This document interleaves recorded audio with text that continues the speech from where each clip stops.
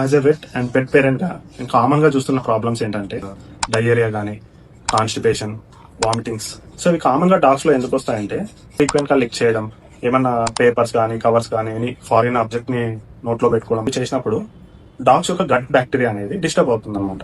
So దీనివల్ల bad bacteria అనేది పెరిగి గుడ్ బ్యాక్టీరియా అనేది తగ్గిపోతుంది. సో మన పెట్స్ యొక్క హెల్దీ గట్ కోసం good probiotic and prebiotic combination daily supplement ఇస్తే చాలా better. I recommend vital pass. It contains natural probiotics and prebiotics. So ఇది డైలీ 1 or 2 scoops ఫుడ్ లో మిక్స్ చేసి ఇస్తే గట్ యొక్క హెల్త్ చాలా బాగుంటుంది.